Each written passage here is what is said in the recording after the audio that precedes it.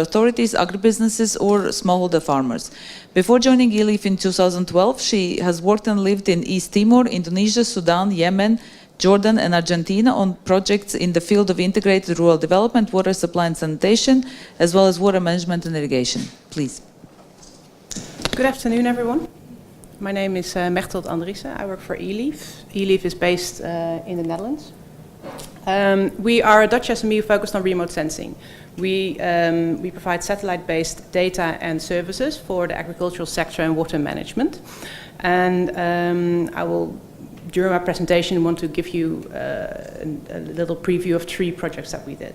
As a background, we serve both commercial and public clients, so we work for governments, but also for example, commercial sugarcane farmers in Southern Africa, where we provide our services.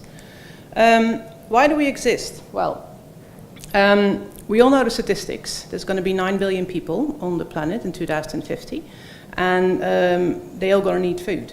So we are going to have to produce a lot more food with a lot less water, which means we have to increase land productivity. So that means kilograms per hectare needs to go up, and water productivity, which means the amount of kilograms food that you produce per cubic meter of water. This is something exactly that we are focusing on, so this is where our technology comes in. We call our technology PiMapping, Pixel Intelligent Mapping Technology. And we have developed an algorithm that allows us to see from space how much a plant is growing in kilograms per hectare and how much water that plant has consumed to get there, and at the same time whether there was any water stress in this plant while growing. We can do this in absolute figures, so kilograms per hectare and millimeters over time.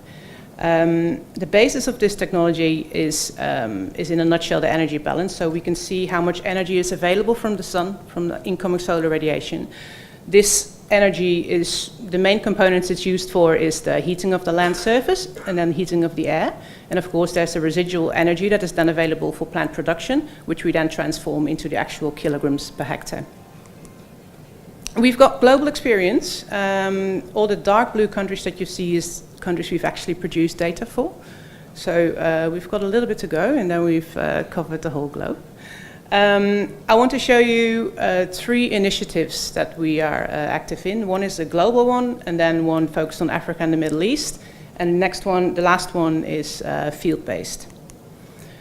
So the first initiative I want to talk to you about for a little bit is the Earth Observation for Sustainable Development project, EO4SD. This is sponsored by the European Space Agency, the ESA. And the project aim is to achieve progressive uptake of satellite-based environmental information in the planning and implementation of development projects, programs, and activities of the international financing institutions and their respective client states. So World Bank, for example, is one of the beneficiaries, and we are actually trying to promote satellite-based data and interventions into the strategy definition, into the project identification, implementation, and also evaluation of the programs that the World Bank does. We are leading the consortium with 7 partners to do this, and it's still ongoing. Small example of within this Earth Observation for Sustainable Development project is from Uganda, where we have helped the implementing agencies setting their baseline to monitor productivity changes in different parts of the country, and also evaluate impact of interventions. Next is the Water Productivity Open Access Portal. This is the project that I want to present, focusing on Africa and the Middle East. This is not global, but at the impressive scale of the whole of Africa and the Middle East. We are leading a consortium that provides data to the FAO on water productivity. So there's more than 10 data components related to land and water productivity that is free for everyone to use. So maybe for the digital challenge that you are opening here today, that might be something worth looking into. There's data provided at a 250 meter resolution, so for every square on the whole of Africa of 250 by 250 meters, you can get data on biomass production, on how much water that biomass has consumed, and many related components. Just as an example, I made a time series for the actual water use of Egypt, so you can see, you can track water consumption through the season. So this, for example, is, I think, this 2016. You can easily track throughout the year how much water is being used for agriculture, or at least for vegetation. In this case, the Nile Delta, for every month of the year. It has a historic database, I think, starting at 2010. So that's actually quite impressive. So you can do kind of an analysis of the time series of everything that's happened between then and now. When you zoom in, you can also click on values per pixel, and you can actually see exactly on the point that you're clicking at what your actual water consumption has been. And you can also then see through time, you can choose more years, or, for example, going through the whole year, how much the water consumption has been at that particular spot throughout that time. Another thing you can do with such databases is change detection. So I've quickly made this Nile Delta biomass production trend from 2010 to 2016, and you can see that around the edges of the Nile Delta, you can see that there's a lot of increasing of the biomass production. But yeah, you can also see in some areas that are red where the production is declining, going down. So it's quite valuable to have those long time series to do analysis on what the trends were in biomass production, agricultural production, and in water use, to be able to see if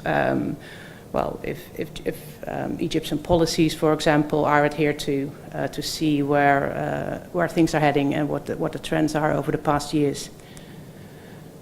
Another example, I quickly looked at East-Timor, hoping I'm pronouncing it right. In the south of Egypt, where there's the irrigation development plan, you can see a clear increase in water use in agriculture in that area from between 2010 and 2016. The last more focused, more local tool that I would like to present to you is FruitLook. FruitLook is our crop monitoring platform. It's web-based, currently operational in South Africa, Russia, Ukraine, and used in many other projects as well. This is a web-based portal where farmers can look at their individual field, and they get weekly updates about the performance of their crop and about how much water that crop has used in that week or month or whatever interval he chooses. For example, this is a farmer with, 30 fields. They'll have an instant overview of all their fields, which fields are producing below average, which fields are producing above average, so that he has on a daily basis a exact determination of where it needs to go, which field needs priority, where does it need intervention. And on the left, you can also choose which fields you are selected in the green fields over there. From that, you can also click on a single field. You can see throughout time for 6 different parameters, so your biomass performance, your water consumption, your water stress, and a couple of other indicators. You can see it throughout the whole year, what has been, how your crop has been doing or how your field has been doing. And even drilling down even a little more, you can click on all the fields and you can see, okay, this is exactly within this field what has happened over time. You can pinpoint where problem areas are. In this case, you see the horizontal green line, which is an obvious lower production area than the rest. And you can take action. You can customize field groups. You can, if you are a manager with a lot of fields, you can customize your field groups according to location, to crop, or anything else. And you can also do a comparative analysis. So, for example, you can compare the highest and your lowest performing field. The case where we've used this for the longest and the most is FruitLook. It's called FruitLook. It's essentially the same as FieldLook, but it's monitoring fruits in this case, so that's why we named it that. It's in the Western Cape in South Africa, where also the farmers get weekly updates on performance and water use. And they also have an automated alert system in case if there's any anomalies. This is a snapshot of the fields that we monitor in the Western Cape. It's a total area of fruit of 200,000 hectares. The total active users are 50,000 hectares. And you can see the green is better performing than the red. And it's just now going through time to see the variation throughout the season. We've recently done a survey, actually early this year, about the impact of using FruitLook in the Western Cape in South Africa. And it's quite substantial.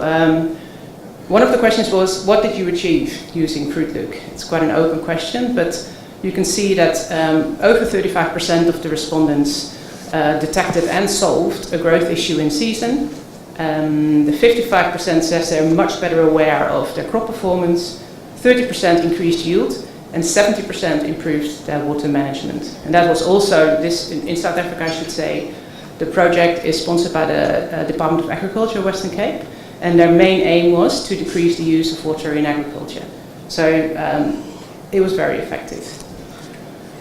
Almost half of FruitLook users save more than 10% water, and 1 in 10 saves even 30% water when you compare it to the fall. So concluding, satellite information provides a lot of insight at both field level as well as on continental scale. Real impact on field level can be reached, as we've seen in South Africa. I need to say, of course, the whole management cycle needs to be addressed. It's like the previous speakers were saying, it's not the tool because of the tool. You have to relate it to what's happening on the ground.